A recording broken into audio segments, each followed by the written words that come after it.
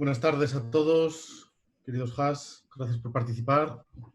Os damos la bienvenida a esta clase de instituto número 5 y creo que me ha contestado al chat, perdón un segundo, perfecto. Hemos pedido a Omar que nos dé la primera oración. Recordar rápidamente las normas de participación, estaréis todos con el micrófono desactivado, pero en cuanto queráis hablar, podéis levantar la mano pinchando en participantes, levantar la mano.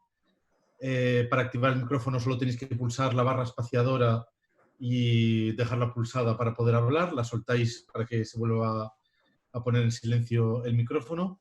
Y podéis usar el chat para hacer preguntas o decir que queréis comentar algo. Así que saludos a todos y damos paso a Omar con la primera oración. Muchas gracias.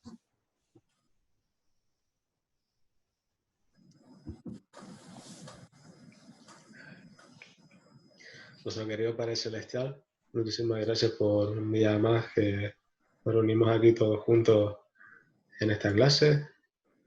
Te pedimos que nos ayudes para que podamos seguir conociendo todavía mucho más sobre el Evangelio y en este caso sobre José Smith y sus vivencias. Te pedimos que nos ayudes a que podamos sentir tu amor y tu espíritu y que eso nos ayude a transmitir cosas positivas y cosas buenas para que nuestra vida sea mucho mejor de lo que es. Esto te lo dejamos en el nombre de Jesucristo. Amén. Amén. Muchísimas gracias y ahora damos paso al maestro Faustino López. Muchas gracias, Miquel. Bienvenidos a todos a esta lección. Hoy tenemos un tema apasionante. Yo espero que hayáis disfrutado leyendo por lo menos lo que hay en el manual. Os cuento una experiencia que tiene una cierta conexión con este asunto. Yo llevaba poco tiempo en la iglesia,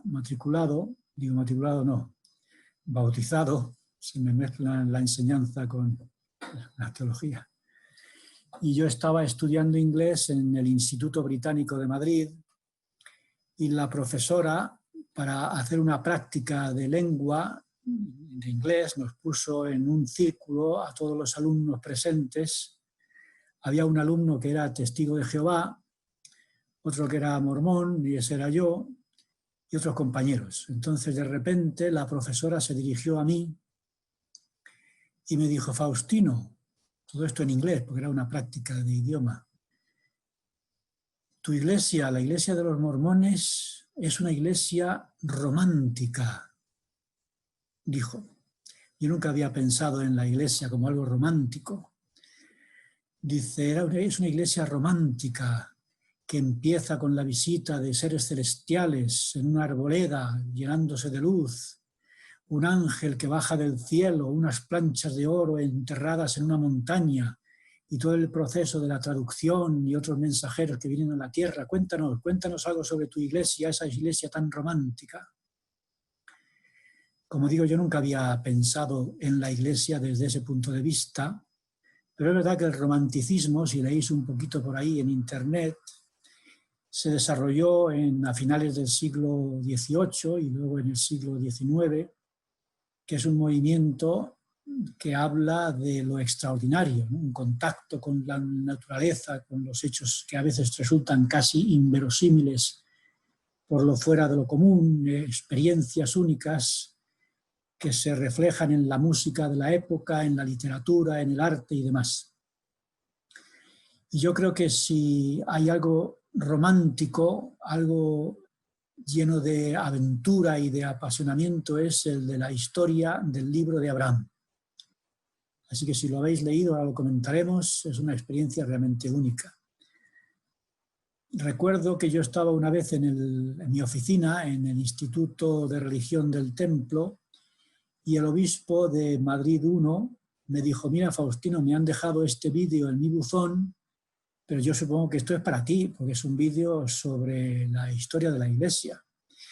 Tengo aquí la fotografía del vídeo. Era un vídeo que decía: el libro perdido de Abraham, investigación de una extraordinaria afirmación mormona.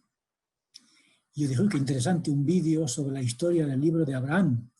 Así que lo puse allí mismo en mi oficina del instituto pensando que iba a tener una gran experiencia romántica e intelectual. Aquí tengo yo el resumen que hice del vídeo. Y de este vídeo pretende demostrar que el libro de Abraham es falso. Y una iglesia de estas protestantes que se toman dinero, tiempo y esfuerzo para demostrar que la iglesia de Jesucristo es falsa. Están continuamente dedicando su presupuesto a esto. Bueno, pues habían hecho una película, era una película muy bien montada, con la historia del libro de Abraham, y al demostrar, según ellos, que el libro es falso, ya podían demostrar que José Smith es un profeta falso, que el libro de Mormón es falso y que la iglesia de Jesucristo es falsa. Solamente con un papiro egipcio.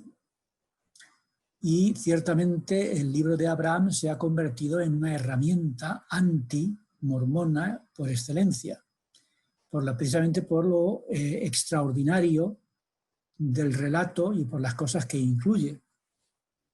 ¿Recordáis la historia? Vamos a ver un poquito el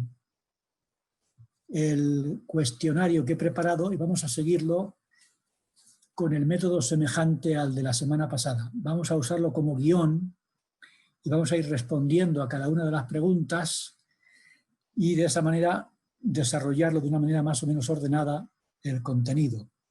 El primer punto es la historia de los papiros. Yo tengo aquí un resumen que amplía un poquito lo que vamos a ver ahora en el cuestionario y os hago rápidamente una presentación de cómo empezó todo esto, que en parte ya lo sabréis porque está escrito.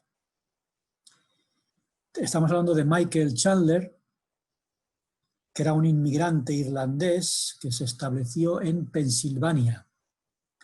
A fines de junio de 1835, un carro llegó a Kirtland, Ohio, y Michael Chandler era propietario de ese carro.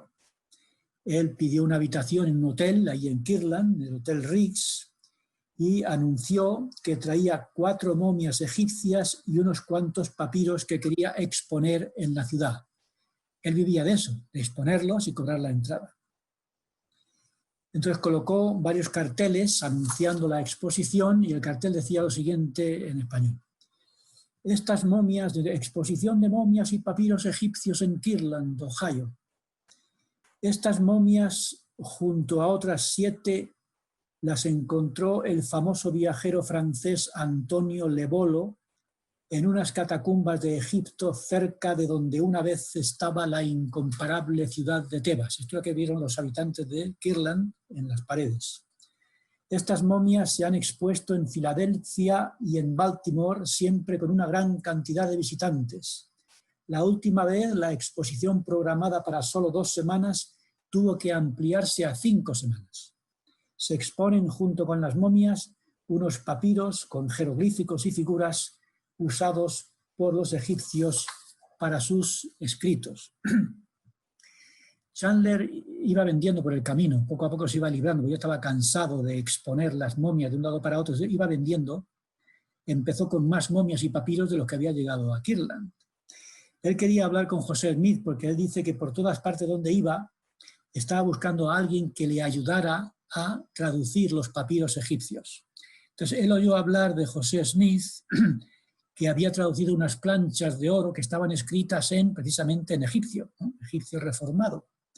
Entonces él pensó que quizá él podría ayudarle a descifrar estos papiros. Dice que había hablado con varios lingüistas de los estados del este entre 1833 y 1835 y quería saber su opinión sobre esa posible traducción, pero ninguno se sentía capaz de traducirlo. ¿Por qué? ¿Sabéis quién era Champollion, no? La historia de Champollion es otra historia apasionante. Jean-François Champollion, de 1790 a 1832, vivió. En 1822, Champollion había empezado a descifrar los escritos jeroglíficos egipcios con la ayuda de una piedra, la piedra Rosetta, que un tal Boussard encontró en la ciudad egipcia de Rosetta en 1799. Y hasta 1841 no salió el diccionario que él publicó y que ayudarían con el tiempo a descifrar el lenguaje jeroglífico. Así que ese es el principio de esta apasionante historia de los rollos de papiro que Chandler llevó a Kirtland. Los miembros de la iglesia, vamos a leerlo aquí. A ver, le damos un poquito más de tamaño para que lo lean bien, un poquito más. Ensayos de temas. Se va centrando poco a poco. Vamos a ir leyéndolo y comentándolo. Entonces, en este cuestionario hay muchas respuestas y vamos a responder diciendo si son verdaderas y a comentarlas. Y tenéis el micrófono, cuando llegue el momento, abierto, por si alguien quiere comentar algunos de los contenidos. Vamos a ver si se pone nítido el texto y lo vamos leyendo. Entonces, en el documento se habla, en primer lugar, un poquito de la historia de los papiros, que es lo que vamos a ver ahora. Después se habla de la traducción y, finalmente, del resultado, la historicidad. La lección se titula Traducción e historicidad del libro de Abraham, así que vamos a verlos en ese orden. Vamos a ver hasta qué punto, cómo se llevó a cabo la traducción y también hasta qué punto es un libro que recoge unos textos de historia verdadera, historia real. Pero antes de ello vamos a ver un poquito qué es lo que ocurrió con estos papiros. Las fotografías ahí tapan un poquito parte del texto, no sé si quieres disminuirlo un poquito más para que se vea entero. Yo no sé.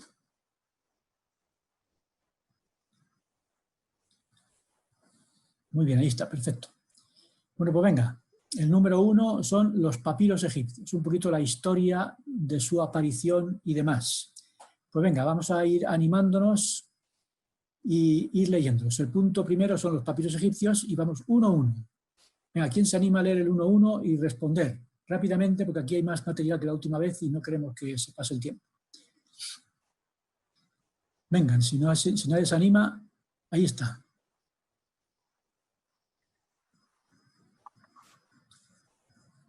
¿Quién va a leer? Si no, Miquel lo va asignando.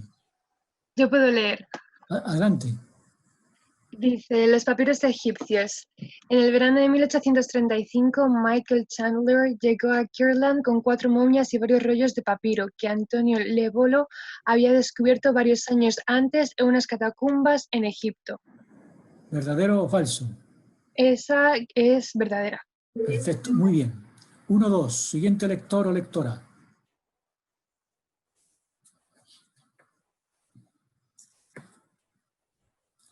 Uno, dos, yo. Para facilitarlo, vamos a lo siguiente. La misma que ha leído el número 1, ¿quién es? Ah, vale, sigo yo. Léenos todos y así vamos más rápido. Vale. Un grupo de miembros de la iglesia compraron a Chandler las momias y los papiros. Verdadero. Muy bien. Tercero. Cuando José Smith examinó los papiros, dijo que uno de los rollos tenía escritos de Abraham. Verdadero. Muy bien. Cuarto. Después de que los miembros de la iglesia salieron de Nabú, las momias y los papiros se quedaron atrás. Los familiares de José Smith vendieron los papiros a diferentes compradores. Ah, creo que es verdadero. Muy bien. Bien dicho, verdadero. Da tu testimonio. Queda. Quinto punto. Se cree que la mayor parte de los papiros se destruyeron en el incendio en la ciudad de Chicago de 1871. 10 fragmentos de los papiros que tenía José Smith se encontraron en el Museo de Arte de la ciudad de Nueva York. En 1967 el museo entregó los fragmentos a la iglesia, que más tarde se publicaron en la revista Improvement Era. También verdadero. Muy bien. A ver, ¿alguien quiere comentar algo sobre este primer punto, sobre la historia de la aparición de los papiros? ¿Algún comentario? Por ejemplo, cuando aparecieron como los papiros se habían quemado en el incendio de Chicago, pues no había ningún problema. Es decir, nadie podía verificar si la traducción de José Smith era verdadera o falsa porque no había un original al que compararlo. Además, en la época de José Smith, la egiptología no se había desarrollado suficientemente. Tercero, los descubrimientos de Champollion todavía no se habían divulgado en Estados Unidos, por lo tanto no tenía acceso José Smith a ellos. Así que no había ningún problema, pero de repente aparecen estos fragmentos y algún miembro de la ESO dijo, vaya hombre, ahora sí que nos han pillado y ya tenemos aquí la discusión abierta. Porque todos los debates se giran en torno a los fragmentos y no en torno a los papiros, porque no han aparecido más que los fragmentos estos. Precisamente el vídeo del que yo os hablo se basa en los fragmentos, establece una conexión entre fragmentos y libro de Abraham. Los egiptólogos han descubierto que el libro de Abraham no tiene nada que ver con el contenido de los fragmentos, que son documentos estos de los muertos y demás. Entonces, claro, ese es el gran debate que surgió y por eso algunos miembros de la Iglesia dijo qué mala suerte que han aparecido estos fragmentos. Eso yo creo que tenemos poca fe, ¿no? Es como si de repente aparecieran las planchas del libro de Mormón y dijera, hombre, ahora han aparecido las planchas, como alguien pueda traducirlo, ya tenemos un problema. Y eso se llama falta de confianza en la obra de José Smith, ¿no? Eso es algún comentario que se podría hacer punto 1, más lo que queráis añadir, y si no añadís nada, nos vamos al 2. ¿Algún comentario? ¿Está todo claro? Bueno, esta vez ha habido suerte, todos verdaderos. Bien hecho. Vamos al punto número 2. A ver, ¿quién se anima? Yo puedo. Adelante. Traducción del libro de Abraham. José Smith trabajó en la traducción de los papiros durante el verano y el otoño de 1835. La traducción continuó hasta la primavera de 1842. Estando ya José Smith en Nauvoo, los 5 capítulos del libro de Abraham se publicaron en el periódico de la iglesia de Nauvoo Times en... Uy, eso no lo veo nada bien. Seasons. Vale, entre marzo y mayo de 1842. Es que está un poco lagueado. Ahí sí. Está. Sí. A ver, vosotros lo veis entero, sé que la fotografía no lo impida. ¿Eso es verdadero o no? ¿Qué decimos, verdadero o falso? ¿Verdad? ¿No os atrevéis a decirlo? Verdadero. Verdad. Bien dicho, verdadero. Punto 2. Venga, tú misma. Ay, que lo tengo silenciado. ¿Puedo otra vez ampliar? Porque es que se ve un poquillo mal. A ver. Siempre y cuando no desaparezca de la pantalla. No. Ahí está bien. Okay. El libro de Abraham se canonizó como parte de la perla de gran precio en 1880. ¿De acuerdo? Sí, esto es muy importante. Eso quiere decir que para nosotros el libro de Abraham es un libro canónico.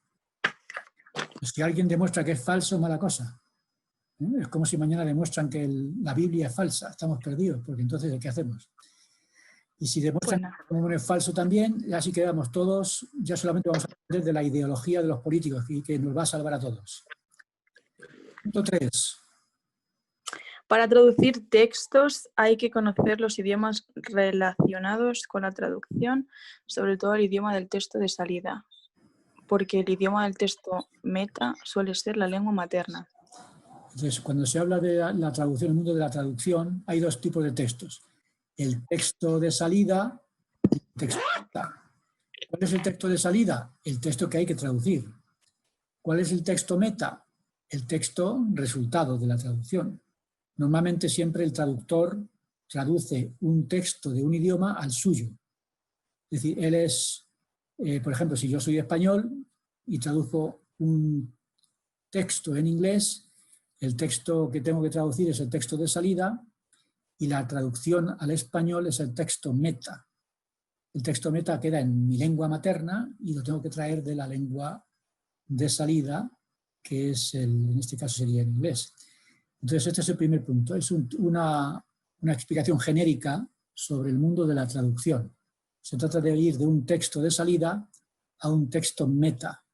Y para que una persona pueda hacer eso tiene que conocer las lenguas, ¿no? Por lo menos la lengua del texto de salida. Y ojalá también conozca la lengua del texto meta para que no haya tantos errores como en la iglesia de los mormones. Vamos al punto 4. Bueno, hemos dicho que es verdadero, ¿no? Porque es una simple definición.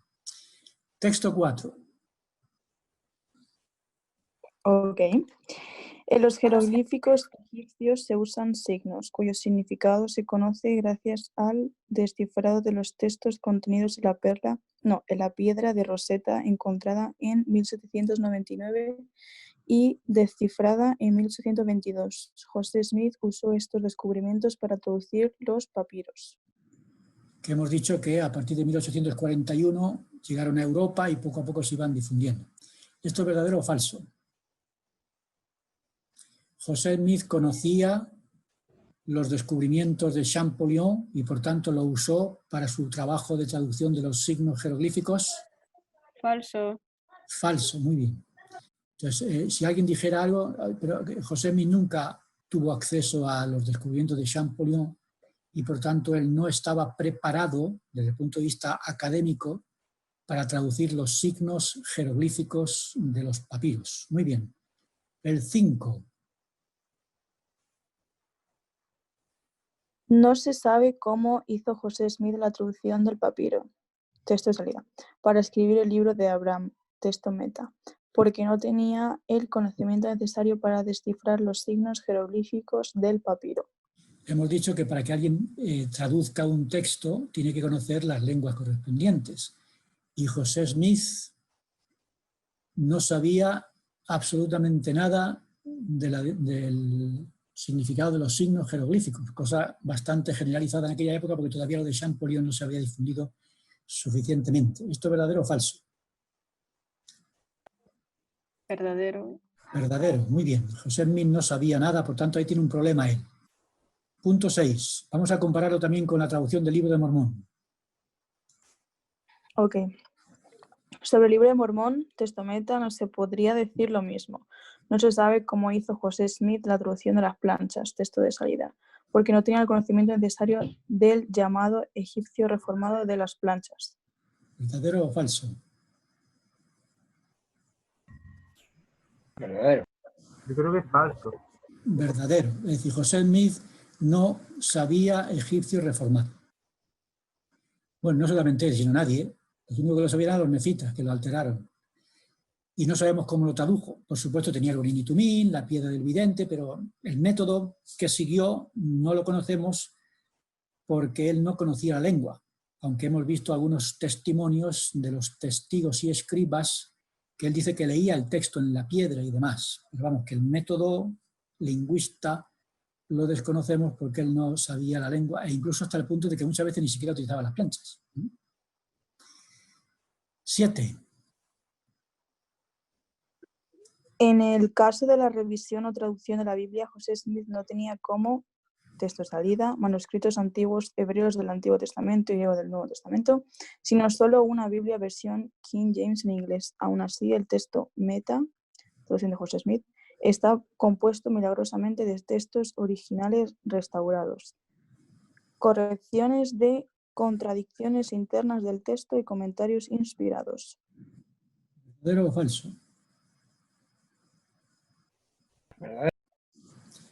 Verdadero, sí señor. Y este es un caso aún más romántico, diríamos, ¿no?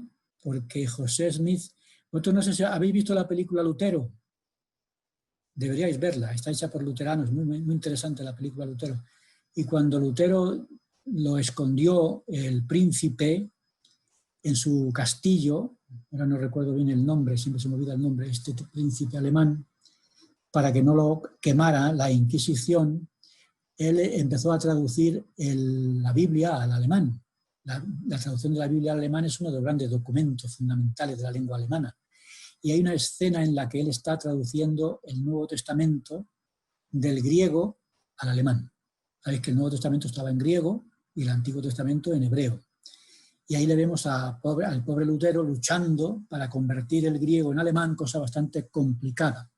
Llega un momento en el que hay una palabra y dice, esta palabra en griego significa 5 cosas, ¿cuál de ellas escojo en alemán? Y se ponía furioso y tiraba el diccionario. Quiero otro diccionario distinto, esto no vale para nada. Más o menos. Entonces, José Smith no tenía el Antiguo Testamento en griego, perdón, en hebreo. No tenía el Nuevo Testamento en griego, lo único que tenía era una Biblia en inglés. Entonces, el texto de salida estaba en inglés, el texto meta iba a estar también en inglés y es una traducción un poco rara, ¿no? Pero aún así fue capaz de añadir cientos de palabras al Antiguo Testamento sin tener el original en las lenguas propias. Así que fue una traducción un poco extraña. Él no sabía hebreo y no sabía griego, ni falta que le hacía porque no tenía los manuscritos. Él no sabía jeroglíficos egipcios, ni falta que le hacía, a pesar de que Champollion todavía no había publicado nada. Él no sabía egipcio reformado, pero tampoco le hacía falta para el Libro de Mormón. Es decir, que es un traductor un poquito anómalo, ¿no? Y ciertamente es un caso extraordinario, como diría mi profesora de inglés, algo romántico, ¿eh? Cómo descubrir la verdad en medio del misterio. Muy bien, pues verdadero. El 8.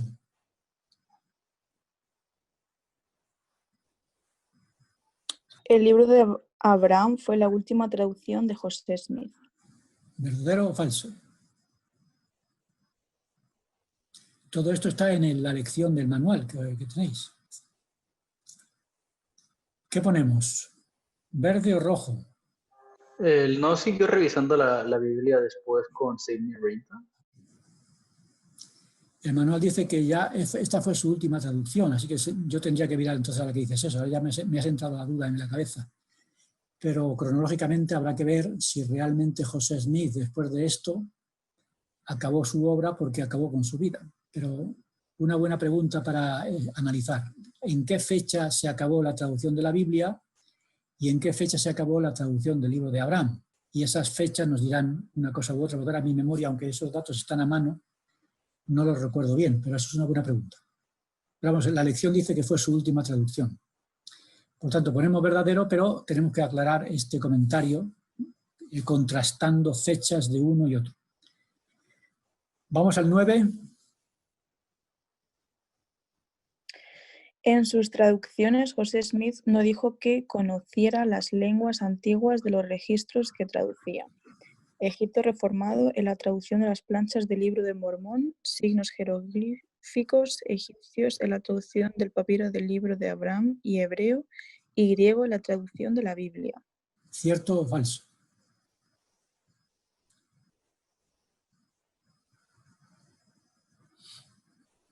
¡Ánimo! Sí, pone Verdadero. Es verdadero. Él nunca dijo que conocía esas lenguas. marca ahí. Así que ponemos un verde. Muy bien. 10. A ver, José Smith usó diferentes métodos en sus traducciones. En el caso de la traducción del Libro de Abraham, José Smith estudió los signos de los papiros para intentar aprender el idioma egipcio. ¿Verdadero o falso? Verdadero. Entonces esto es una cosa muy interesante. José Smith utilizó los recursos a mano, que no eran muchos, para aprender un poquito de los escritos de los papiros, para así aprender algo que le ayudara en la traducción. Y vamos a seguir comentando este punto que es muy interesante. El 11. En su historia cuenta José Smith que en julio de 1835 estaba dedicado continuamente a traducir un alfabeto para el Libro de Abraham y a preparar una gramática del idioma egipcio como lo usaban los antiguos. Esa gramática consistía en columnas de signos jeroglíficos seguidos de traducciones al inglés y explicaciones. ¿Verdadero o falso? Ánimo. Verdadero. Marca ahí. Es verdadero y forma parte de lo que hemos dicho en el punto anterior. Él hacía el esfuerzo por, no sé si recordáis, en el manual lo recuerda, en la sección 9 de Doctrina y Convenios, cuando Oliver Cowdery quería ayudar en la traducción de las planchas y no pudo, el Señor entonces le dijo, aquí no has entendido, ¿no? Primero tienes que estudiarlo en tu mente y después tendrás que preguntarme. Y comentaba yo en la semana pasada que la información es antes de la revelación y que Dios espera que estudiemos para colaborar en parte con el proceso de la traducción. Y eso es lo que hizo aquí José Smith. Él se esforzó por aprender, aun sabiendo que al final necesitaría la revelación. Que yo creo que es lo que nos pasa a todos en este mundo, ¿no? Y es cierto que estudiamos, es cierto que leemos, es cierto que escuchamos, es cierto que contrastamos, que reflexionamos, pero al final, como Dios no nos ayude, estamos perdidos, ¿no? Pero claro, Dios espera que hagamos nuestra parte. Haz un esfuerzo con tu mente, con tu razón, y después yo complementaré con el espíritu el resto. Entonces aquí diríamos que el verdadero, y además vamos a seguir leyendo más cosas interesantes. A ver, ¿se puede leer por ahí o hay que aumentar? Puedo. ¿Puedes? Sí. El 12, ¿verdad? Yo La estoy relación bien. que hay entre el alfabeto y la gramática y la traducción del libro de Abraham no se comprende completamente porque ni las reglas ni las traducciones del libro de gramática se corresponden con las que aceptan los egiptólogos hoy. ¿Verdadero o falso? Pues yo qué sé. Yo qué sé. Verdadero. Verdadero. Yo Verdadero lo leo, porque- pero si digo mal me mojo y ya fue. Nada, tú mójate, que ahora hace mucho calor y da gusto. Es decir, esto es una de las cosas extrañas que hay por ahí. Es decir, José Smith preparó un vocabulario, José Smith preparó una gramática, pero a la hora de la verdad los egiptólogos dicen eso no les sirve de nada, porque ese vocabulario y esa gramática no sirven de gran ayuda para traducir los signos jeroglíficos. Pero bueno, José Smith hizo su parte y Dios hizo la suya, como vamos a ver ahora. Así que es verdadero y leemos el siguiente.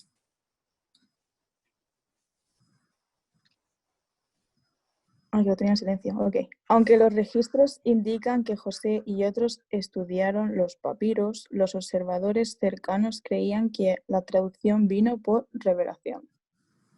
¿Verdadero? Verdadero, ¿no? Bien. Es decir, que aunque es cierto que se esforzó por estudiar y demás, a la hora de la verdad, el texto del libro de Abraham es fruto de la revelación, no de la erudición, que en aquella época tampoco era posible. Pero bueno, José Smith hizo su parte. Incluso cuando tradujo la Biblia, él contrató a un profesor llamado Seixas, que enseñó hebreo bíblico en la escuela de los profetas. Es decir, que José Smith se esforzó por aprender qué es lo que tenemos que hacer nosotros. Por ejemplo, yo, cuando en aquella época que la Biblia no la vendía la Iglesia, porque era la Biblia de la Reina Valera, que la vendía la Sociedad Bíblica, ahora la Iglesia la vende porque ha hecho las notas y demás a pie de página. Pero en aquella época había que ir a la Sociedad Bíblica, tiendas bíblicas que había en Madrid, y cuando yo veía allí los libros en hebreo y en griego y tal, yo decía, pero Faustino, tú enseñas seminarios, enseñas institutos, tú enseñas las escrituras, deberías saber las lenguas de las escrituras, si no eres un analfabeto. Así que me matriculé de hebreo del Antiguo Testamento y de griego del Nuevo Testamento y he hecho 2 años. No pude continuar por falta de tiempo, pero conseguí salir un poquito de ese analfabetismo de las lenguas de la Biblia para poder tener acceso. Ahora yo, por ejemplo, ya puedo trabajar con el hebreo y con el griego un poquito más fácilmente, porque ya lo estudié en el bachillerato, pero el hebreo yo estudiaba de 3 a 4 y media, me parece que era el hebreo, y de 4 y media a 6 el griego. Y el cerebro se me hacía un nudo, porque el hebreo es una lengua oriental que se lee de derecha a izquierda y tiene una gramática complicadísima. ¿Sí? El artículo se pega a la palabra y la cambia. Y si le pega esta misma preposición o cualquier prefijo o sufijo, la palabra se transforma hasta el punto de que si quieres traducir una palabra tienes que hacer su genealogía. Tienes que empezar a quitar lo que se le ha pegado de prefijos o sufijos para que puedas entenderlo. Y además, como se leía de derecha a izquierda, para pasar del griego al hebreo y del hebreo al griego tenía que cambiar el cerebro de posición, hasta el punto de que se me quedó el cerebro poco católico. Entonces, es un deseo que tenía José Smith, y en ese sentido es un ejemplo, porque hemos dicho que él era un analfabeto funcional de nacimiento, pero él se esforzó por aprender hebreo, se esforzó por aprender egipcio, y por supuesto toda la obra que él hizo no fue fruto de su mente, sino del fruto de la revelación. Pero como decía el Señor en la sección 9, primero haz tu parte y yo añadiré la mía. Y José Smith es un ejemplo para todos nosotros en ese sentido. Muy bien, siguiente.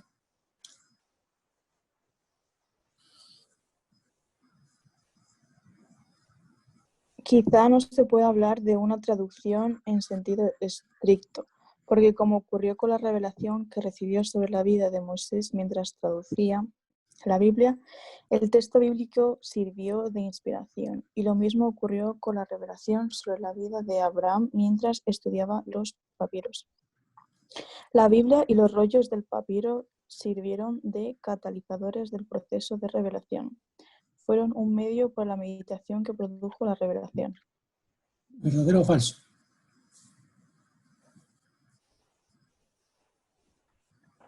Venga, mójate. Mójate. Guau, ¿Eh? es que todo es verdadero, hay poco falso. Tú di que es verdadero y quedar bien. Di verdad. Claro, tú di verdadero, que en esta iglesia es lo verdadero lo que prevalece. Y si es falso, es culpa falsa. Y si es falso, entonces culpa del autor. Entonces es verdadero. Y repito lo de antes, y cuando estudiamos la traducción, las traducciones de José Smith no son traducciones estrictamente hablando, porque él no dominaba las lenguas que había que traducir. Vamos, si yo soy un traductor, por ejemplo, yo tengo un hijo que es traductor e intérprete, inglés, francés, alemán, es doctor y está enseñando en la universidad. Bueno, pues él no podría haber sido profesor de traducción e interpretación sin conocer por lo menos 3 lenguas, que es lo que estudió en la Universidad Pontificia de Comillas. José Smith lo habrían echado a la calle, no podía ser traductor porque no sabía idiomas, ¿no? Por tanto, cuando hablamos de traducción, incluso en la Biblia decimos, traducción de José Smith, ¿qué traducción es esa? La Biblia en inglés traducida al inglés, pero eso no es una traducción, eso será una traslación, no sé. Pero por eso decimos que no es una traducción en sentido estricto. Sin embargo, José Smith entra en la Biblia y empieza a, por ejemplo, ¿recordáis? Él entró en el Génesis, ¿no? Y le dice, a ver, Génesis 1.1. ¿Y qué es lo que se lee en Génesis 1.1?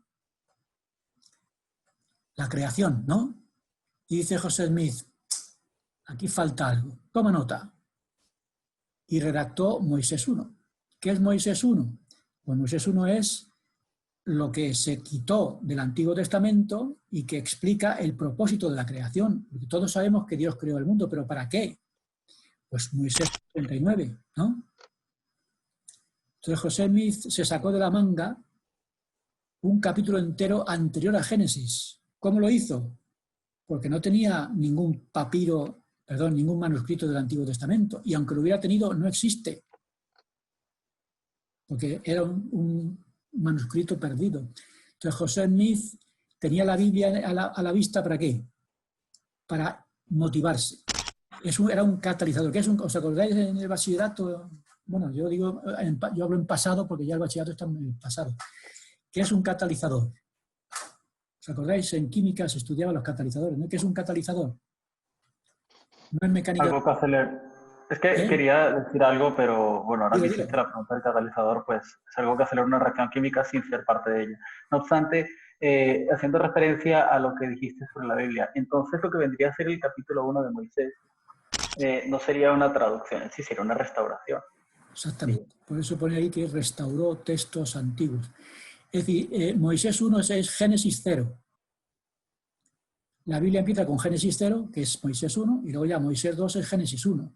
Y como tú has dicho perfectamente, es una restauración, porque no tradujo, primero, porque no tenía los manuscritos, segundo, porque no existían, segundo, porque no sabía hebreo. Por eso que la obra de José Smith, diría mi profesora del Instituto Británico, es una cosa romántica, ¿eh?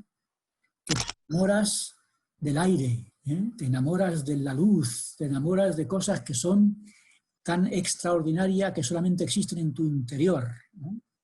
Entonces es una obra apasionante. Por eso el libro de Abraham, los enemigos de la Iglesia los convierten en algo negativo y oscuro cuando es una cosa maravillosa. Es un milagro, como vamos a ver ahora en las cosas que vamos a seguir viendo. Por tanto, ¿qué hizo José Smith cuando revisó la Biblia? Pues añadió muchas cosas de Moisés. ¿Qué dice? El capítulo 1 de Moisés es extraordinario sobre la vida de Moisés, que no está en la Biblia. Y cuando José Smith entra en los papiros, de la misma manera, ¿qué hace? Pues saca de la vida de Abraham cosas que no existían en la Biblia y que por el tiempo se irían confirmando, como vamos a ver en el punto 3. Por tanto, repito, es una cosa apasionante que yo espero que después de esto haya habido un catalizador que acelere o retrase ¿sabes? Algunas reacciones químicas se retrasan para que no aumente la temperatura y sea destructivo. Entonces el catalizador puede acelerar la reacción o puede retardarla para que la temperatura no arruine el producto.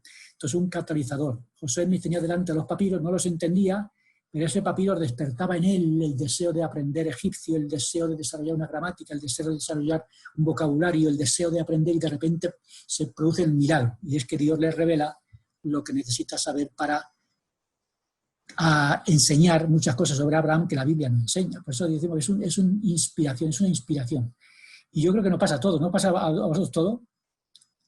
Yo, por ejemplo, cuando vi a la chica que conocí en la iglesia, que se había bautizado 2 años después de mí, algo me pasó y me casé con ella. ¿Eh?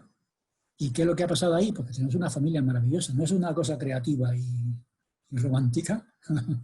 Por supuesto, eso surge cuando de repente el catalizador nos pone en la onda de lo divino. Muy bien, pues seguimos. ¿Qué toca ahora? El 16, no. El 15. El 15. El 15, ¿no? Adelante. Vale, José Smith decía que su llamamiento era comunicar palabras recibidas de los cielos. En la traducción del Libro de Mormón, el Señor le dijo: no puedes escribir lo que es sagrado, a no ser que lo recibas de mí. Se supone que José Smith no necesitaba conocer el idioma de las planchas ni tampoco el idioma del papiro, porque, como dijo él, sus traducciones las hacía con el don y el poder de Dios. ¿Verdadero o falso? Verdadero. Muy bien. Entonces, él no necesita esas lenguas, porque estamos hablando de una cosa distinta. Estamos hablando del poder de Dios. Ojalá funcionara también los exámenes nuestros cuando vamos a la escuela. Padre Celestial, no he estudiado nada, pero con tu poder sacaré un sobresaliente. Pero no es porque son que Dios le sagrados. escuche. ¿Eh? Que Dios le escuche. Eso es. Pero tenéis que estudiar un poquito, por lo menos, para que Dios haga un milagro con lo poco que sepáis, ¿no? Bueno, venga. El 16. ¿Sigo? Dios hizo un milagro que alimentó a miles de personas, pero le hicieron falta 6 panes y 6 peces, por lo menos, ¿no? Venga, adelante. El 16. Y sí, bueno, la mayoría de los papiros que tuvo José Smith para traducir el texto del libro de Abraham han desaparecido. Solo han quedado unos fragmentos de los papiros originales. El descubrimiento de estos fragmentos de papiro reavivó el debate sobre la traducción de José Smith del libro de Abraham, al comparar los fragmentos con el texto del libro de Abraham. ¿Verdadero o falso? ¿Qué has dicho? Que no me he enterado, porque todo el rato Abraham y ya me he rayado. ¿Que lo has leído sin saber lo que has leído? O sea, me ha explotado la cabeza. Estás leyendo egipcio reformado y no te enteras. Sí, que Dios me revele porque no entiendo. A ver. Verdadero. Es verdadero, es decir, José Smith, o sea, aparecieron los 7 fragmentos, aquellos que en parte se habían perdido, y entonces, ¿qué empezaron a hacer los egiptólogos? Empezaron a comparar el libro de Abraham por un lado y los fragmentos que habían aparecido. ¿Y qué descubrieron? Que los fragmentos tenían que ver con el libro de los muertos y el libro de Abraham no es el libro de los muertos. Resultado, el libro de Abraham es falso. José Smith es falso, el libro de Mormón es falso y la iglesia es falsa. Y nosotros no existimos, ¿no? Esa es la conclusión que sacó el mundo de la época al comparar los fragmentos con el libro de Abraham. Pero, 17. Los que vieron los papiros hablan de un rollo largo y de múltiples rollos de papiro también, como lo que ha quedado de todos aquellos rollos son solo unos fragmentos que probablemente no tengan nada que ver con el texto traducido. No se puede evaluar la traducción haciendo referencia solo a los papiros o textos de salida porque han desaparecido. Es decir, que los fragmentos no sirven para evaluar la traducción. ¿Por qué? Porque los fragmentos no tienen nada que ver con el texto de salida. Es decir, el texto que tradujo José Smith no eran los fragmentos, era un papiro que los testigos describen como un papiro muy largo, de colores y demás, que desde luego no eran fragmentos. Por tanto, si queremos saber si el libro de Abraham está bien traducido, necesitamos el original, el texto de salida. Y el texto de salida era un papiro largo de colores que no tiene nada que ver con los fragmentos. ¿Verdadero o falso? Verdadero, muy bien. Y el 18 lo confirma, que dice... Egiptólogos, miembros y no miembros de la Iglesia coinciden en que no hay ninguna relación entre los fragmentos de papiro descubiertos y los hechos registrados en el libro de Abraham. ¿Verdadero o falso? Verdadero, muy bien. El experto más importante de la Iglesia es John Gee. John Gee aparece en la bibliografía. Y si entras en Internet hay conferencias que él da. Y en una de ellas dice, los antimormones dicen que el libro de Abraham no tiene nada que ver con los fragmentos aparecidos, dice John Gee. Y nosotros estamos de acuerdo con ellos. No tienen nada que ver. Son textos que no tienen ninguna relación. Los fragmentos son una reproducción, el libro de los muertos que tenían los egipcios, y el libro de Abraham no tiene nada que ver con eso, porque el libro de Abraham es la traducción de un papiro que se quemó, supuestamente, en el incendio de Chicago. Muy bien. ¿Algún comentario sobre el punto número 2, que tiene que ver con la traducción? ¿Alguien que quiera comentar algo de la traducción? Recordamos que el título de la lección es La traducción y la historicidad del libro de Abraham. Hemos visto la traducción y ahora vamos a ver la historicidad. ¿Algún comentario sobre la traducción? ¿Nadie tiene nada que decir? Pues venga. Necesitamos algún lector o lectora para el punto 3, historicidad. Yo puedo. Adelante. El libro de Abraham es escritura coherente con el texto bíblico y añade información importante sobre la vida y las enseñanzas de Abraham. ¿Verdadero o falso? Verdadero. Entonces, ¿eso qué quiere decir? Quiere decir que entre el libro de Abraham y la Biblia no hay ninguna incoherencia. El libro de Abraham añade, pero no contradice nada de la Biblia. Añade cosas muy interesantes que luego la pregunta es, ¿pero eso que ha añadido es históricamente cierto, sí o no? Pues la vamos a ir viendo. Por tanto, ¿verdadero o falso? Verdadero. Muy bien, segundo punto. El libro de Mormón ha servido para establecer la verdad de la Biblia. El libro de Abraham está ayudando a apoyar, expandir y aclarar el texto bíblico sobre Abraham. Verdadero. Muy bien. Entonces el libro de Mormón ayuda, al igual que el libro de Abraham, a dar más extensión e información sobre la Biblia. Por tanto, creo que son libros que ayudan. No sé por qué razón ese grupo protestante hizo el vídeo para arruinar un libro que está fortaleciendo la Biblia. Pero en fin, algún día espero que nos lo aclaren. Punto 3. En la Biblia leemos que Dios dijo a Abraham que haría de él una nación grande, pero no da la información de las circunstancias previas al establecimiento de esa alianza, que si encontramos en el libro de Abraham. ¿Verdadero o falso? Verdadero. Entonces leemos en la Biblia esto, ¿no? Que Dios se aparece a Abraham y establece un convenio con él, pero no habla mucho de esas circunstancias, de este pacto. Pero sí lo encontramos en el libro de Abraham. Punto siguiente. El libro de Abraham amplía las circunstancias del pacto más allá de la vida terrenal. En la Biblia este pacto parece establecerse en este mundo, pero en el libro de Abraham se dice que el pacto empezó antes de la creación de la tierra y se transmitió desde Adán hasta Noé y desde Noé hasta Abraham. ¿Verdadero o falso? Verdadero. Es decir, que ahí en el libro de Abraham dice que Dios estableció este convenio con Abraham ya desde antes de venir a este mundo.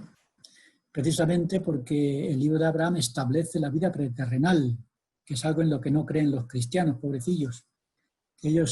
Todos ellos vienen de la nada y es tremendo sentirse nada, ¿no? Entonces el libro de Abraham acaba con ese punto. El libro de Abraham es el gran defensor de la vida preterrenal y ahí encuentra a Abraham en la vida preterrenal preordenado mediante un pacto, convenio, alianza que se cumpliría en la tierra y luego ya se iría transmitiendo por medio de los patriarcas desde Adán. Muy bien, el punto 5. Si nadie dice nada, comentamos al final. Algunas verdades que están en la Biblia y que en el libro de Mormón están más claras. Muy bien. Primera. La vida no empieza con el nacimiento. Antes de venir a esta tierra, las personas ya existían como espíritus. Verdadero. Entonces el libro de Abraham habla de la vida preterrenal. Y si tuviéramos tiempo hablaríamos de la importancia de este principio perdido en la apostasía. Bueno, pues el libro de Abraham es el gran defensor de la vida preterrenal. Muy bien. 2.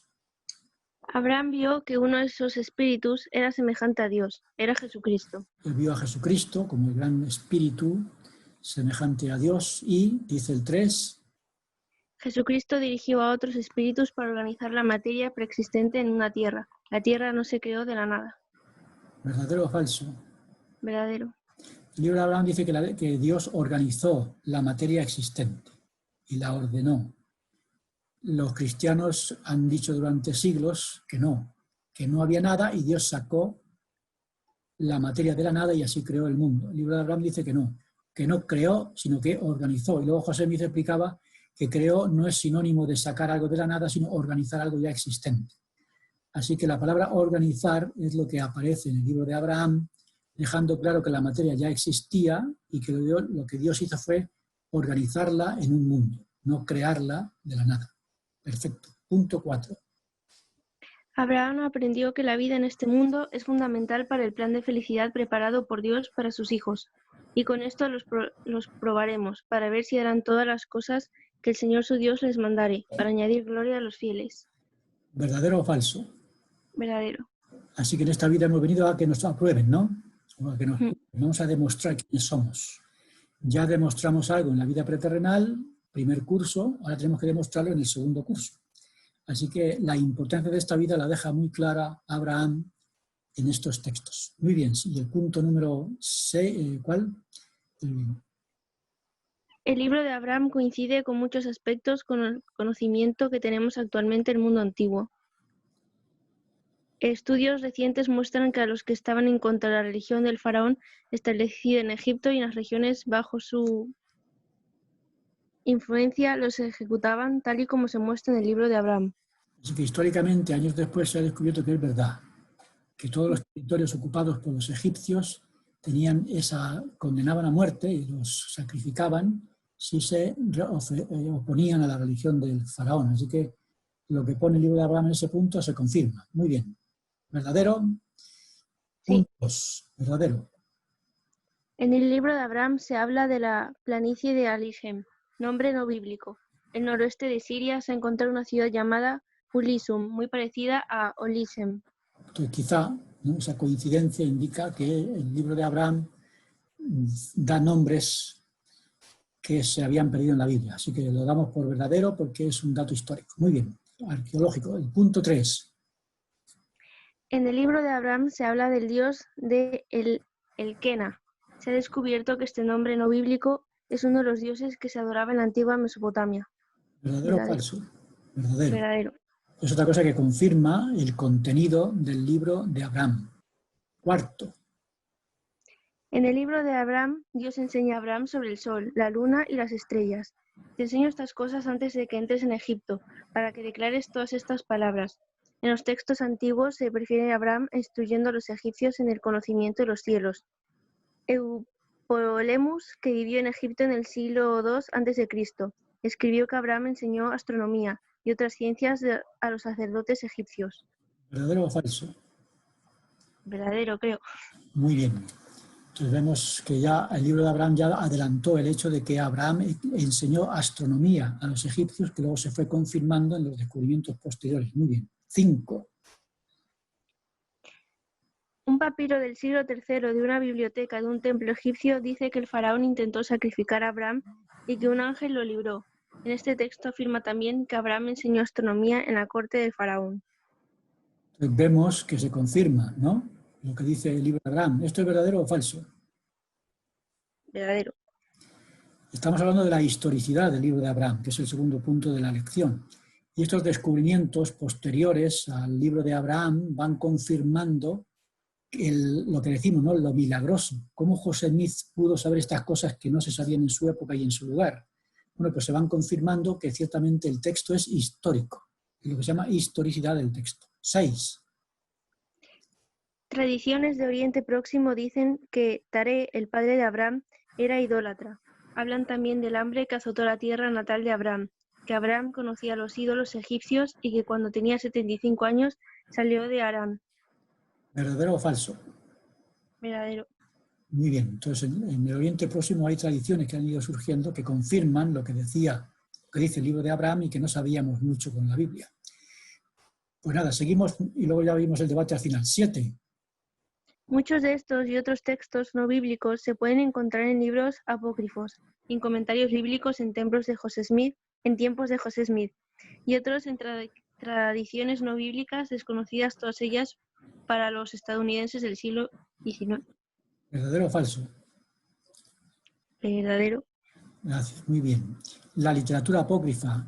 Yo tengo varios libros bastante voluminosos donde se recogen literatura apócrifa de la época de Abraham que confirma todo lo que dice el libro de Abraham, muchas de ellas desconocidas cuando José Smith lo escribió, bien fuera porque no se conocía o bien fuera porque él no tenía acceso a ese material. Por tanto, esta confirmación de la historicidad del libro es, ¿cómo lo llamamos? Algo romántico, algo apasionante, algo desconcertante, algo que todavía no ha sido suficiente para que dejen de atacar al libro cuando en realidad deberían aceptarlo agradecidos. 8.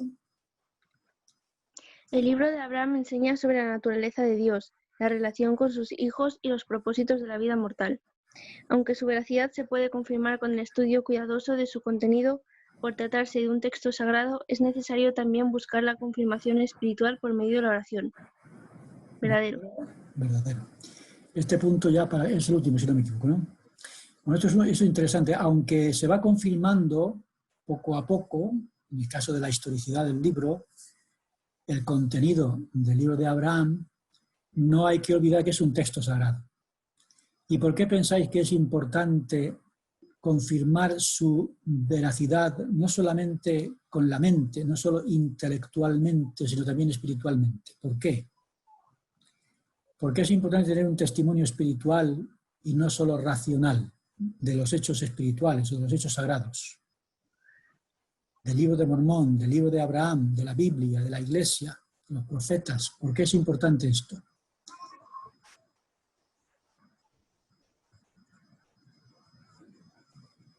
Porque yo me acuerdo cuando yo era un miembro nuevo, había un maestro de la Mutual, todos los martes teníamos un Mutual en aquella época, estoy hablando del principio de la Iglesia en Madrid. Y el maestro era un hombre muy inteligente. Y un día dijo, yo no necesito orar para saber que esta iglesia es verdadera, porque es lógica. Y su mente racional tan poderosa le daba suficiente testimonio de la veracidad de la iglesia sin necesidad de orar. ¿Qué ocurrió? Que años después se fue de la iglesia, con su testimonio intelectual. Y después tuve una experiencia con él muy interesante, que no hace falta que cuente, pero lo que estoy diciendo es que yo puedo tener un testimonio intelectual, racional, mental de la Iglesia, pero no es suficiente. ¿Por qué no es suficiente? Porque estamos hablando de cosas sagradas, que tiene que influir en nuestra manera de ser, en nuestra vida, en nuestras acciones, en nuestros hechos.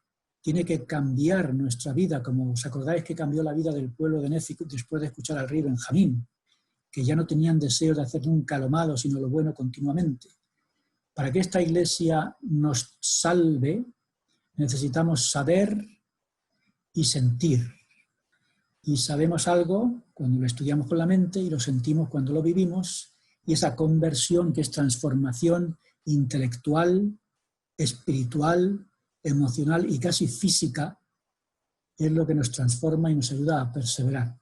No sirve de nada un testimonio puramente intelectual si no tenemos también un testimonio espiritual, un testimonio emocional, un testimonio físico incluso, que casi se resumiría en esa experiencia romántica que decía mi profesora, que es algo tan apasionante que te transforma y te traslada a otra dimensión. Pero para eso tenemos que conectar con los cielos y convertir lo que es material en espiritual, lo que es terrenal en celestial, lo que es humano en divino, lo que es temporal en eterno. Y eso se consigue con la oración. Así que muchas personas tienen un testimonio de la Iglesia porque han estudiado y dicen, es suficiente porque es lógico y es natural. No es suficiente. Tienes que orar para que se convierta en parte de ti.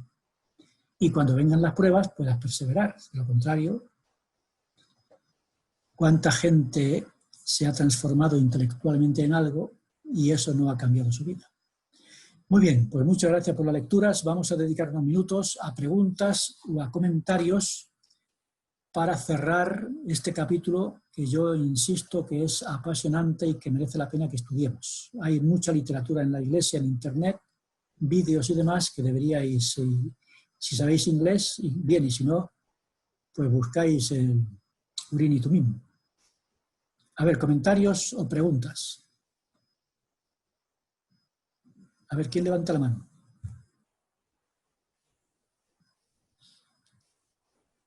¿Alguna cosa que haya quedado por ahí en la cabeza mientras estábamos leyendo? Antes de presentar el tema siguiente, tenemos unos minutitos. ¿Ves por ahí a alguien, Miquel, que quiera hablar? Andrea, cuéntame, Sí. Andrea.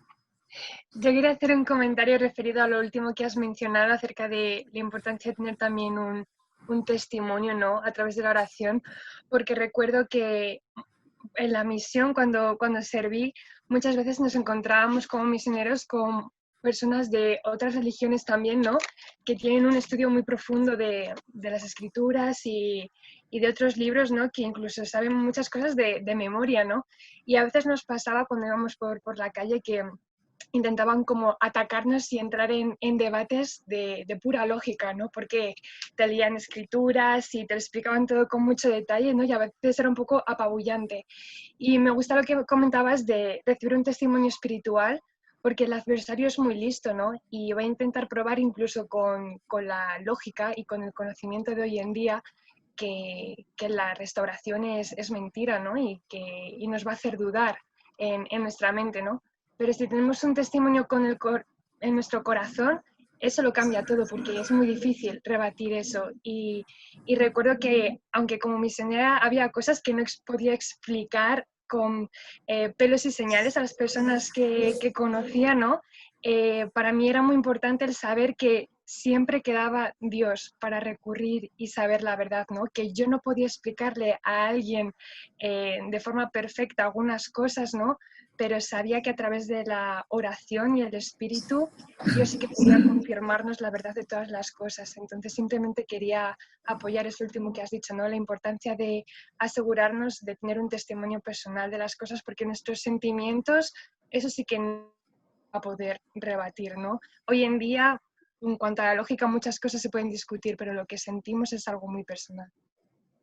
Muchas gracias. Eso es muy importante, porque estamos hablando de las cosas sagradas y estamos hablando de una transformación personal.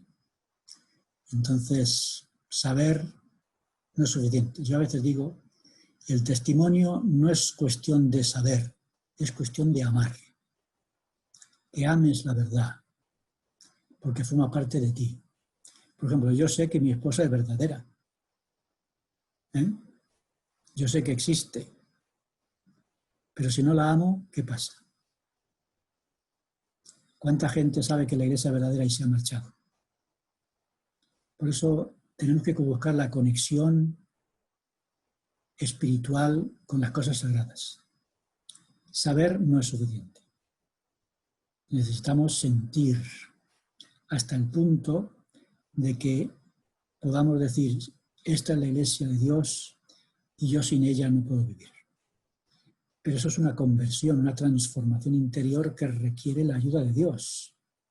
Cambio potente de corazón, que habla el libro de Mormón. Así que muchas gracias, Andrea. Necesitamos algo más que... Por eso, aunque lo sepas, ora. Y pídele a Dios que te ayude a ser fiel a tu conocimiento. Porque la incoherencia está demasiado extendida. Personas que viven en contra de su conocimiento. Y eso los destruye interiormente. ¿Quiénes son esos que viven en contra de su conocimiento y son incoherentes? Pues los políticos, que la política todo lo corrompe, todo lo corrompe. Con perdón, la política mala.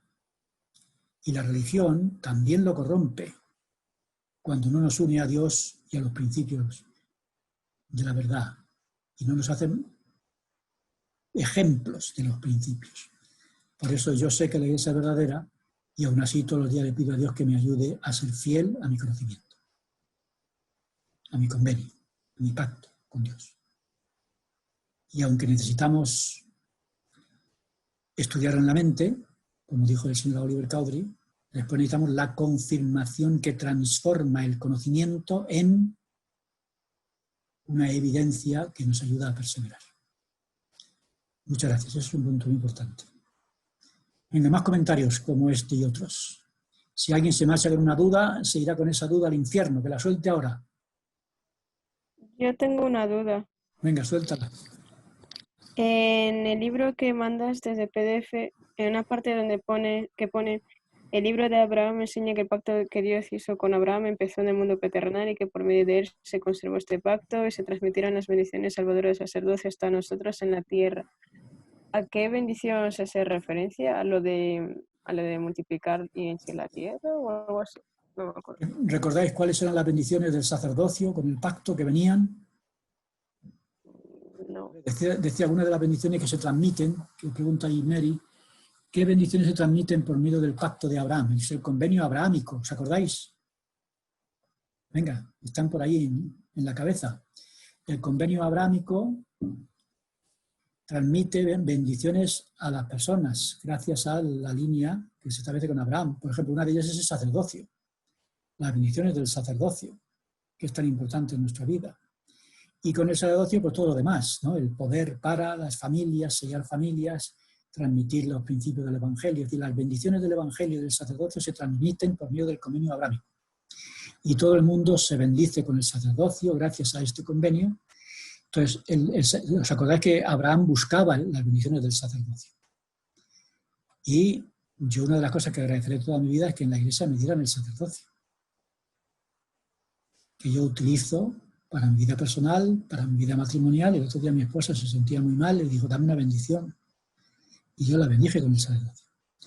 En una ocasión yo estaba de viaje y mi esposa y yo tenemos un hijo que se llama Julio, no sé si lo conocéis, él tiene parálisis cerebral, pero él es un niño muy especial y le han dado el sacerdocio de Melquisedec. Y mi esposa la operaron de cáncer y demás. Y yo estaba de viaje con el seminario del instituto y por la noche la llamé desde el hotel. Hola, mi amor, ¿cómo estás? Muy bien. Hoy he necesitado una bendición, a que no sabes quién me la ha dado. Nuestro hijo Julio. Dice, ¿qué bendición más especial me ha dado? Que le sirvió no solamente para curarse en ese momento lo que tenía, sino para unir al padre, a la madre y al hijo, y hacer que el padre y el esposo se sientan bien en la distancia. Y vivimos con la esperanza de que el sacerdocio nos una a Dios para siempre, con nuestros padres, con nuestros hermanos, con nuestros esposos. Entonces son las bendiciones del sacerdocio que buscó a Abraham hasta que las consiguió y por medio de él se transmiten a todas sus generaciones.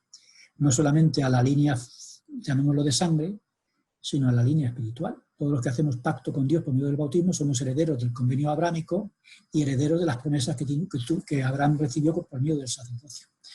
Y si vais ahí a las escrituras, pues buscáis convenio abrámico y ahí habla de todo esto. ¿Alguien quiere añadir alguna cosa más a Mary? Convenio abrámico, muy interesante. Gracias, Mary, por esa pregunta, que es muy importante para entender, porque el manual lo expresa de una manera muy resumida, pero luego hay que desarrollarlo y detallarlo. Muy bien, ¿más preguntas? ¿Tenéis por ahí comentarios? ¿Sí? Un comentario. A ver, ¿quién es? Adelante.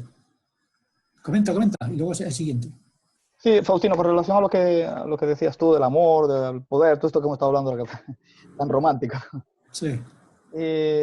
Me vino a la mente, mientras hablabais, esta parte de la historia de Amón y sus hermanos, los hijos de cuando fueron a predicar el Evangelio a los lamanitas, ¿no? Que cuando fueron a predicarle a Aarón, el padre del rey Lamoni, no sé si os acordáis, que cuando el rey Aarón tuvo una pequeña comprensión de lo que significaba el Evangelio, el poder de Dios, la redención, la salvación, estuvo dispuesto a dar, primero era la mitad de su reino, después cuando tuvo una comprensión más amplia, estuvo dispuesto a darlo todo, ¿no? Y digamos que es un poco quizás lo que sintió Abraham, ¿no?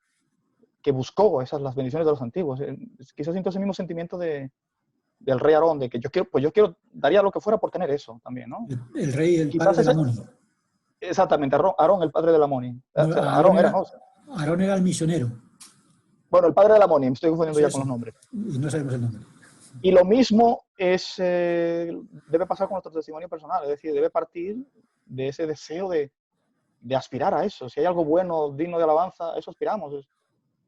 Y de tener ese mismo sentimiento, de estar dispuesto a darlo todo por alcanzar esa salvación, esas bendiciones de nuestros antepasados, las bendiciones eternas del sacerdocio.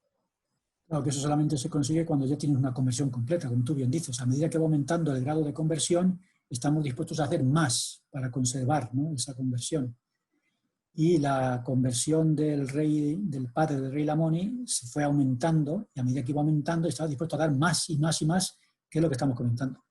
Muy bien dicho. Yo creo que es un buen ejemplo de esa transformación que ocurre en nuestro interior a medida que nos vamos convirtiendo y estamos dispuestos a hacer más por la obra de Dios.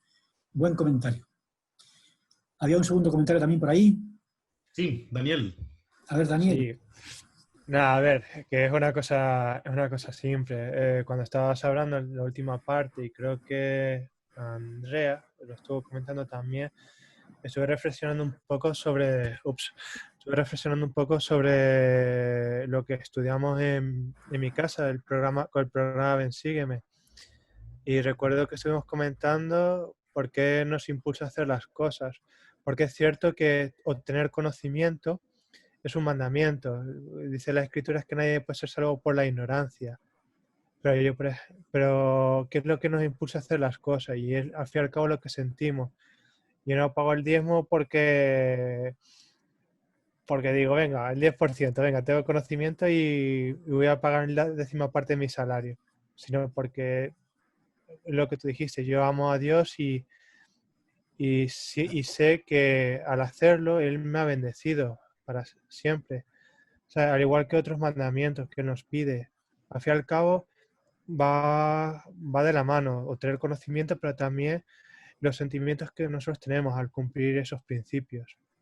Y nada, era eso solo. Ahora ya está, ya desaparezco. Gracias.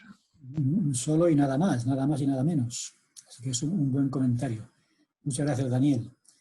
Esas son las cosas que tenemos que ir meditando para que en nuestro interior se produzca una transformación, que eso es lo que significa convertirse. Convertirse significa volver de lo material a lo espiritual, o de lo humano a lo divino, y procesando toda esa información y transformándonos interiormente. Así que eso es un trabajo, es un proceso lento, pero importante, hasta el punto de que ya estamos totalmente, casi diría José Smith, ya estamos salvados, ¿no? Dios nos ha hecho la promesa segura y ya no estamos salvados porque ya no nos vamos a ir. ¿Cómo nos vamos a marchar de aquí, ¿no? ¿Qué es lo que dijo? ¿Os acordáis lo que dijo el apóstol Pedro? Cuando todos, Jesucristo hizo el milagro, ¿no?, de los panes, los peces. Jesucristo, ¿qué le dijo? Muy bien, habéis comido pan, habéis comido pescado, ahora tenéis que comer mi carne y beber mi sangre. Y se quedó solo. Y solamente estaban los discípulos. Entonces Jesucristo dijo, ¿vosotros también me vais a dejar? ¿Y qué dijo Pedro? ¿Se acordáis lo que le dijo Pedro? ¿Eh? ¿A quién iremos? ¿A quién iremos? Si solamente tú tienes palabra de vida eterna. Es una experiencia muy triste lo de las inactivaciones. Por ejemplo, a mí me bautizaron en la iglesia hace ahora medio siglo. El que me bautizó se fue. El que me confirmó vino a última hora. De los 2 misioneros que me enseñaron, uno se inactivó. Y de la mayor parte de las personas que me acompañaron han desaparecido. Madre mía, qué cosa más triste, ¿no? Entonces, cuando Jesucristo se quedó solo, porque se fueron todos aquellos que nada más que le seguían para comer, y cuando ya no había pescado y pan se marcharon, Jesucristo, ahí, con esa tristeza de ver que no habían sido capaces de captar la profundidad de su mensaje más que la parte superficial, entonces se dirigió a sus discípulos con esa pena interior de decir, ¿vosotros también me vais a dejar? Y si alguna vez alguien se va de la iglesia y se va otro, se va todo el mundo, ¿vosotros qué vais a hacer? Porque nosotros también nos vamos a ir. No, ¿dónde vamos a ir? ¿Dónde? No hay dónde ir. Ojalá tuviera, un día vamos a dedicar a ese tema. Si dejo la iglesia, ¿con qué me quedo? ¿Os acordáis en la conferencia última cuál fue la asignación del Elder Holland? Creo que lo comentamos en la primera charla que tuvimos. ¿Eh? No sé si fue con vosotros o con otros. Pero el Elder Holland comentó su discurso. ¿Os acordáis del discurso del Elder Holland? El presidente Nelson nos ha dicho, imaginaos que vivís en el siglo XIX, que no se ha efectuado la restauración, ¿qué es lo que echaríais de menos? Y le hace un resumen de algunas de las cosas que echaría de menos. Y la pregunta es la misma, si te fueras de la iglesia, ¿qué es lo que perderías? Faustino, sí. Hay un, no sé cómo llamarlo, un pensamiento que hace lo que el apóstol Pablo, ¿no? Que dice que si nosotros lo que esperamos en Cristo, si vana es nuestra predicación, si todo lo que hacemos es vano, somos los más dignos de lástima de todos los hombres. Y es así, o sea, lo que es esto. Si nuestra iglesia no es la verdadera, ¿cuál es? ¿A dónde vamos? ¿Qué? Si solo en esta vida confiamos en Cristo, entonces ¿qué? Pero yo invito a esa evaluación personal. Es decir, yo ahora mismo tomáis un borrador, ¿no? Un borrador, y empezáis a borrar. ¿Qué cosas desaparecen si me voy de la iglesia? Y ver si os compensa, ¿no? Yo ahora, por ejemplo, digo, yo podría abandonar a mi esposa. Y empiezo a mirar ventajas e inconvenientes. ¿Me compensa o no me compensa? ¿No? Yo ahora abandono mi trabajo. Ventajas e inconvenientes. ¿Me compensa o no me compensa? Yo abandono España. ¿Me compensa o no me compensa? Entonces, es casi una especie de trabajo matemático, ¿no? Del debe y el haber. A mí no me compensaría, por eso no me voy. Vamos, ni loco. Eso ya es cuestión de conversión personal. Muy bien, ¿algún comentario más antes de despedirnos para no abrumaros mucho? ¿A un comentario? Omar. ¿Quién ha dicho? ¿Omar? Omar. Adelante, Omar. No, acorde a lo que dijo en cuanto a porque hay casos en los cuales hay gente que tiene un conocimiento, tiene testimonio cerca de la iglesia, pero aún así se van. Recuerdo, yo echando la vista atrás, cuando entraron los jóvenes, éramos un grupo bastante no grande, pero sí con buen número, creo que éramos 6 o 7, yo era el más pequeño de todos. Y entonces a medida que aprendía en esa etapa, pues yo he visto casos de muchos de ellos que hoy están inactivos. Incluso chicos que yo les he visto levantarse y testificar cosas del Evangelio en sí. Y a mí me hizo, a veces, en ciertos momentos, reflexionar en cuanto al por qué esto pasa, ¿no? Y yo creo que cuando dijo en cuanto a que hay razones X, porque nunca llegaremos a saber 100% las razones, pero que yo recuerdo pues muchas veces la misión cuando enseñamos a alguien y se bautiza por las razones que sea, como puede ser pues, por los misioneros o por un amigo, por un novio o lo que sea, pues ahí es donde te das cuenta de que esa misma persona pues, no ha cultivado su propio testimonio. Entonces luego paras a plantearte de que hay gente de que no lo hace por las razones correctas. Pero personalmente, una de las cosas que a mí me ayudó muchísimo fue las oraciones familiares. Y yo puedo testificar de que eso fue algo vital en una etapa en la que no es fácil cuando eres adolescente, y más dentro de la iglesia. La oración edifica la familia sobre la roca, ¿no? Sí, algo así. Y entonces, cuando fui a la misión, ahí es cuando se ve la prueba de fuego, ¿no? Porque ahí te puedes enfrentar y hablas con cualquier tipo de persona. Ya lo decía Andrea en cuanto a que te puedes cruzar incluso con gente que tiene bastante conocimiento acerca sea de la Biblia o muchas cosas en general. Y en ese momento, si tu testimonio pues, no es lo suficientemente fuerte, no está lo suficientemente alimentado, pues llegas a un punto en que te puedes creer ciertas cosas. Que demuestran que la iglesia es falsa. Claro. Y entonces a mí eso me hizo ver lo importante que es fortalecer el testimonio diario. O sea, no es simplemente, como dice mi padre, en el demostrarlo solamente cuando estás encima del calmeunto, sino cuando estás en familia, cuando estás compartiendo entre amigos. Y esa es la importancia, bueno, y haciendo las cosas pequeñas, que es lo fundamental. Entonces eso me hace ver de que si realmente cuando hago todas esas cosas, ahí es donde me pregunto si realmente lo hago por las razones correctas, y luego descubro que cuando lo hago realmente es que sí, que lo hago porque realmente yo necesito alimentarme de ese testimonio y necesito nutrirme del Evangelio diariamente, porque eso es lo que nos sostiene y te mantiene en pie. Y yo he podido ver y notar cuando lo hago y cuando no lo hago. Yo creo que cualquiera que ha probado en las dos partes lo sabe. Eso es todo. Gracias, Omar. Y esto lo estamos comentando ya para concluir, porque el libro de Abraham cuando salió todavía era una incógnita, pero con el tiempo se va demostrando cosas maravillosas con los libros apócrifos, con la historia, la época histórica, cultural de Abraham y demás, que se va confirmando que es cierto. Pero dice al final de la lección que no importa, aunque se confirme históricamente, lingüísticamente, racionalmente, todavía ponte de rodillas y pregúntale a Dios. Porque necesitas no solo saber, sino perseverar. Por eso, se demuestre o no se demuestre que algo espiritual es verdadero o no desde el punto de vista intelectual, ponte de rodillas para que tu conversión no dependa de argumentos humanos, porque si eso es tu único cimiento, te lo pueden echar abajo en cualquier momento, porque hay razones para todas.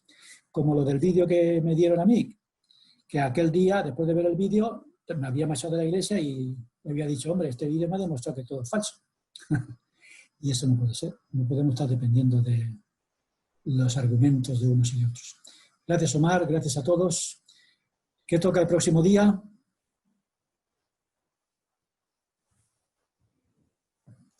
Otro de los asuntos complicados es el matrimonio plural.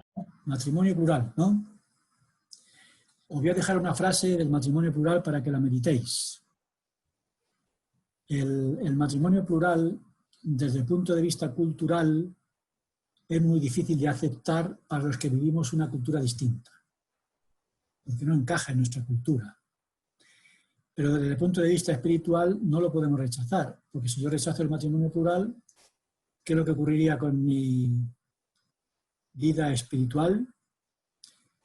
¿Quién es el Dios? ¿Cómo se conoce el Dios del Antiguo Testamento? El Dios de Abraham, polígamo, Isaac, no me acuerdo si lo era, y Jacob, sí lo era.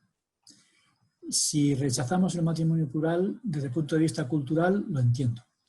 Pero si lo rechazamos desde un punto de vista espiritual, tenemos que tirar la Biblia a la basura, el libro de Mormón a la basura, porque el libro de Mormón no habla del matrimonio plural, pero forma parte del conjunto Biblia, libro de Mormón, Dios de Abraham, Isaac y Jacob y demás, y al final nos quedamos sin nada. Por eso meditemos un poquito esto al mismo tiempo que estudiamos esta lección. El matrimonio plural es una cosa difícil de entender desde el punto de vista cultural, pero mucho más difícil de rechazar desde el punto de vista religioso, teológico y espiritual. Vamos a meditarlo para que encontremos en ese principio complejo las razones por las cuales ha existido de vez en cuando. Muy bien, pues muchas gracias a todos. Estudiar este nuevo capítulo y el próximo martes, si no hay ningún problema, nos veremos. Esta lección la vamos a grabar con las otras 4, así que si conocéis a alguien que no ha podido estar, que se asome al grupo y que lo vea y nos haga un comentario. El que lo ve directamente no tiene nada más que hacer, ya os han visto aquí, os han apuntado, pero el que no estaba tiene que demostrar que estuvo, es decir, verlo y comentar. Y si hay alguno por ahí que se quiere matricular, que nunca es tarde. Tiene todos los vídeos grabados, es muy fácil recuperar, ve todos, hace resumen de todos y se añade al grupo. Así que la matrícula está abierta y las recuperaciones también siempre. Espero que sea un curso que nos fortalezca a todos y nos dé un cimiento en los temas, llamémoslos delicados y polémicos para cuando no se conocen y nos ayuden a estar más firmes en los principios que conocemos. Yo dejo mi testimonio de la importancia de la revelación de José Smith, que nos han abierto caminos misteriosos sin más recurso que la palabra de Dios. Nada más y nada menos. En el nombre de Jesucristo. Amén. Amén. La oración. Muchas gracias, Faustino. Muchas gracias a todos los que habéis participado. Muchas gracias por todo lo que hacéis. Y ahí seguiremos. Vamos a pedir a Mónica del Barrio que pueda ofrecer la última oración, por favor. Con mucho gusto. Amado y bendito Padre Celestial, Padre, gracias por este día de vida, gracias por la oportunidad que nos has dado de poder estar aquí reunidos a través de la tecnología, de poder aprender y sentir el Espíritu. Gracias, Padre, por estos programas inspirados y por poder recibir revelación y aprender día a día. Te pedimos que nos ayudes a poder obtener un testimonio más veraz de estas cosas y que podamos aplicarlas en nuestra vida. Y estas cosas, Padre, te las pedimos con humildad en el nombre de tu Hijo Jesucristo. Amén. Amén. Amén. Muchas gracias. Muchísimas gracias. Que Gracias. tengas Otro. Gracias por la clase. Gracias a Hasta el vosotros. por martes. Gracias. Hasta el próximo martes. Gracias. Gracias por la clase vosotros. Gracias. Antes de, perdón, Faustino, Sí. ¿puedo preguntarte algo? Es sobre, vale, yo falté la anterior. ¿Cómo hago la recuperación y hasta cuándo tendría plazo? Entra en el grupo, la miras, haces un breve resumen, me lo mandas a mi correo electrónico y aprobado. Ah, vale. Muchísimas gracias. De nada. Hasta luego. Hasta luego. Chao. Gracias, Miquel. A ti, Faustino. Hasta luego.